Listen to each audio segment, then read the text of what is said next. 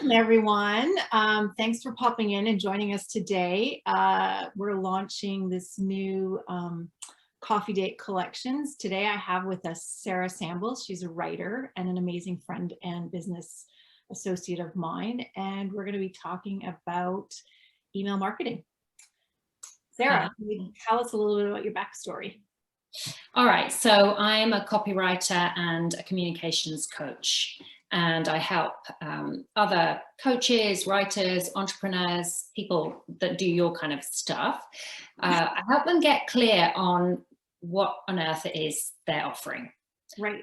What do they do? Who do they do it for? And then the really tricky bit, how do they actually communicate that well to their audience so that their audience is going to sit up and listen and their audience is going to pay attention. So that's copywriting really, and I call it brand story. So you asked about backstory. I've been in marketing for over 20 years. I worked with big corporate companies and technology companies and stuff like that, and that was great, loads of experience. But I started writing a fiction book probably about 9 years ago. And I loved that whole world, and got to know lots of writers. And as I was doing that, I noticed they were really scared of marketing. Right. And I had this light bulb moment when I was having coffee with a writer friend. And I thought, oh, okay, writers are really intimidated by marketing, but this is my background and I love the writing thing. What if I could somehow bring these two passions together and help writers with their marketing? So I started doing that. But what I found really interesting was as I started working with writers and coaches, and I think you add any creatives in there because I'm a visual and I struggle with words. Yeah. And marketing. Yeah, exactly. And I think those of us who are creative or work freelance, work for ourselves, run our own business, it's really challenging, to do all the things anyway. But yeah, the words are really daunting. And even for writers, the words are daunting because it's a different hat you have to put on. Right. But this is what I found really interesting. All of my clients, like, so when I look back at corporate clients and when I look at, you know, a coach that I might work with now, it's the same stuff. They come to me, so like a writer or a coach will come to me and say, can you give me some advice on social media or my website, or I want to launch this new program. And we have a chat and we kind of, you know, I'm thinking, okay, you could do this, this, or this. But we hit this first roadblock, which is, what do I actually do? How do I put that into the best words? Right. And who are the people that I'm trying to reach? And what are the words that are going to make a difference to them? Right. So that's a really long roundabout way of saying that's why I focus on copywriting and brand story, because it's difficult. Yeah. And so basically help people define their story and their why. And once you have those components, you can bring them into any marketing platform. Exactly. Yeah. It's like, you know, the foundations of a house. Yeah. Knowing your why. So let's dive into email marketing. Do you have any secrets, tips on how to write better emails, honing that story and bringing it into the content of our emails? Big question. We could go anywhere with that.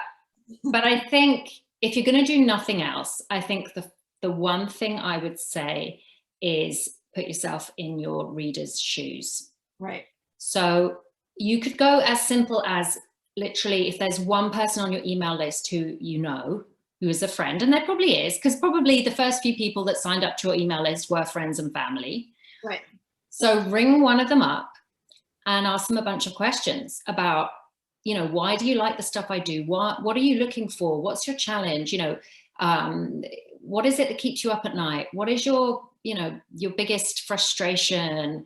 You know, you can think those questions up ahead of time. But the biggest mistake I see with any email writing is that the email writer hasn't thought about what is it that the other person wants to receive. So just put yourself in their shoes. And I think this is what happens when we think about marketing. We're like rabbits in a headlight. Oh, no, email, marketing. But actually, if we were just to turn the camera around and say, well, what do I like? So I'll ask you, Annemarie. So if you had to choose between a really basic looking email, it doesn't look fancy, it's a bit messy looking, but the message is really clear. Like, it's really clear what this person does, and it's really clear that they get you. Right. Like, everything they're saying, you're going, oh yeah, that's me. Oh yeah, that's me. Yep. So if you had to choose between that and a really fancy, professional, top-notch, bells and whistles email, it all looks incredible, but it's a bit fuzzy what they really do, and you're not really clear whether you're the right person. You know, you're just not sure whether you're a fit with this person who sent you the email. Which one are you more likely to engage with? I would pick the simple copy because they understood my problem. Okay. And that's it. They understood my problem. Yeah. And the biggest mistake, and it was same with corporate clients, and it's the same with, you know, creative entrepreneurs, is you get caught in your own business and you forget to think about the person on the other end. And that's the starting point. Like, what is the problem of the person who's reading your email? That would be my biggest tip. Right. And so within an email, you would keep it short, sweet, concise, one topic, or would you talk about a few things or kind of do an overall, like, do you know what I mean? Yeah. Good question. I think it depends what that email, again, this is the other thing that if I had tip number one would probably be think about your customer. There'd probably be a tip number 2 or something in there. But anyway, at some point, high up on that list would be, why are you doing this? What's your goal? And again, we forget to ask ourselves this, because what we do is we look on Instagram and we look on Facebook and we look and we see, oh, there's all these other entrepreneurs doing this. And there's all these people saying, you need email, so I better do email. And so we start sending emails. But why are we doing it? Yeah. Why? So if you're asking the question, oh, should I write about just one thing or lots of things? Well, then take a step back, first of all, and say, well, what is it I want to achieve with this? What is it I want that reader to do at the end of this email? Do I want them to say, oh, I know her better. I think I can trust her a bit more. Or do I want them to say, oh, I need that program, or I need that book, or I need that course? Or do I want them to recommend me? Or do I want them to attend something? Whatever it is, you've got to step back and ask that question first. And then, I mean, normally I think one topic is enough for an email, but then, you know, there are people that do like a monthly roundup, and I love those too, that, you know, they'll have like the books I'm reading, and then they'll have links to their favorite articles that month. Right.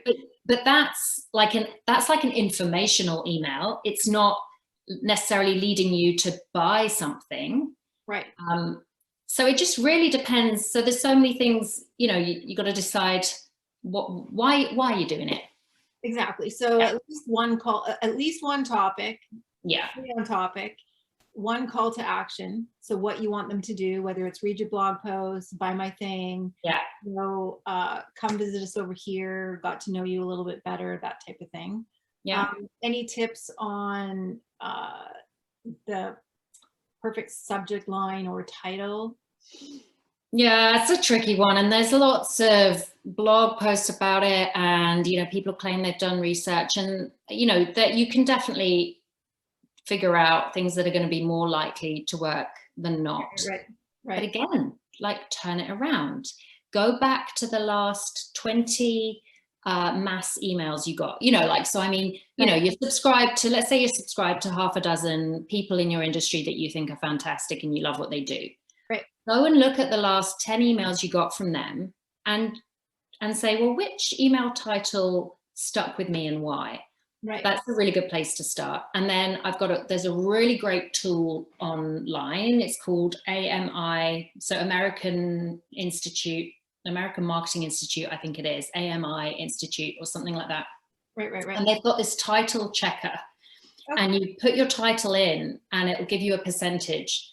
And what it's rating it on, and so this is the other tip, you know, I said there'd be like some top tips. Yeah. Other top tip, they rate it on emotional and powerful language. The other mistake we make is we just talk about the thing. Right. So I've got this box you know, I got this pen I'm selling you and it's blue and it's got a silver top and you can poke it like this and the thing comes out and then it's really nice color. Right. Great. Okay. But how's that going to affect me, or how's it going to change my life? What's it Exactly. How am I going to benefit? Right. You're going to write beautiful letters to your loved one. Okay. You know, or you're going to feel great about, you know, when you write your to-do list, you're going to feel great and happy and calm because you're going to see this beautiful finished product. The blue was calming, right? Yeah, or whatever. So the problem the mistake, the trap we fall into is we write about the thing, the features it's called, rather than writing about the experience the person's going to get. Right. And the more in your title that you can either talk about like the emotional experience or the end result or the value they're actually going to get out of it at the end of whatever it is you're doing. Right. Those are the kinds of things to be talking about. Questions work well. How and why and all those question words work well.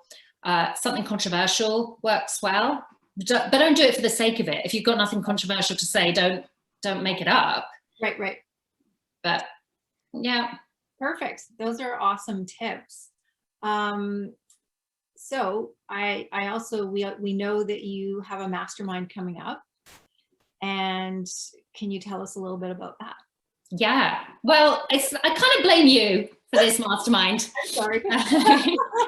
Because we were talking about, you know, I really like the idea of I like it when I'm in a group of people. Yeah. So private coaching is fantastic, but it's expensive and it's not for everyone. Yeah. And I like when you're in a group of like-minded individuals because you can talk through issues, you bounce ideas off each other. It's really creative. But also when it's facilitated and led by one person who knows what they're doing, then you get all that insight without having to pay for private coaching. So I wanted to try that model, and we were talking about different ideas, and you were saying email is challenging, and it is. It is. It's one of my hardest topics that I struggle with. And personally too, I find I love group settings because you're getting the information from your professor or your teacher or your mentor, but you're also kind of, you know, talking with all the people in your group and how they're doing and their struggles. So it's kind of, you're building this community and learning together. Right. Yeah. So, yeah. So tell me more. So we're going to do 4 weeks. Yep. I'm going to do, I'll do a 1-hour session on Zoom. Mm-hmm. There'll only be 6 to 10 of us. So it's going to be a manageable enough group that everyone can ask questions. Yep. I'll bring a topic, you know, I'll prepare a lesson for that week.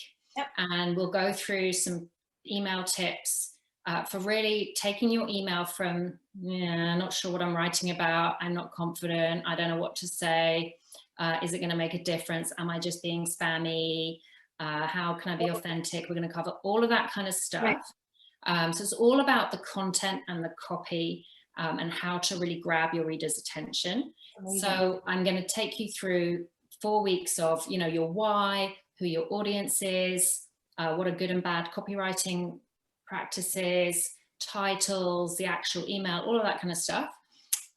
So each session will be a topic, there'll be time for Q&A, and then I'm going to give you homework. Awesome. So you're going to have like a download and something to do, and then there'll be a private Facebook group so that you can share in that week any questions from the Zoom session, or you know, questions about the homework you're doing. You can give each other critiques. You can ask me for critiques. I'll be in that group every day. Nice. And then we'll wrap up the 4 weeks. You know, by the end of that time, you'll have like taken information in, but you'll have practiced it every week as well. That's so amazing. You will come away with confidence about who your audience is, right. What it is you offer, and ideas for what you can be writing to your audience about, and then the words that are going to make a difference to them in emails. So that's the goal. So we're talking end of May 24th, Monday 24th. We're going to start Monday 24th of May, run for 4 weeks. Nice. And yeah, a really good launch to our summers. And Yeah, exactly. Because then you've got all the pieces in place, and then you can set up your emails over the summer. awesome. And because this is like a pilot topic, Right. because I want to see, I know this is a struggle for tons of creative entrepreneurs. Right. So I'm only going to charge $250 for the 4 weeks. Amazing. So it's like you're getting coaching for $250. Right. But if I run this again, I'm going to have to charge more because. And 4 weeks of it, and homework, and takeaway. That's amazing. Yeah. And you'll have all of this up on your website. All the details. Yeah, best thing is to email me. Right. Okay. So if you put my email in the link, then I'll add you to the waiting list. And then as soon as you like give a deposit, your spot is secured, and you'll be in. I'm so excited. Yeah, great. So just to wrap up, any final tips or anything like that, or just stay authentic, stay on brand? Yeah, just you can always run your email by someone. Like, if you've got like a good friend in the industry that you trust, right? Drop them a line and say, hey, what do you think about this title or this title? Or what do you think about this topic or this topic? Which one would you open? Right. And see what they say. That's awesome. Thank you so much. And this has been great. And I can't wait to do more coffee dates with creatives. Thank you, Sarah. Thank you for joining us. And I think that's a wrap. Thanks. Thanks for having me. Thanks. Bye. Bye.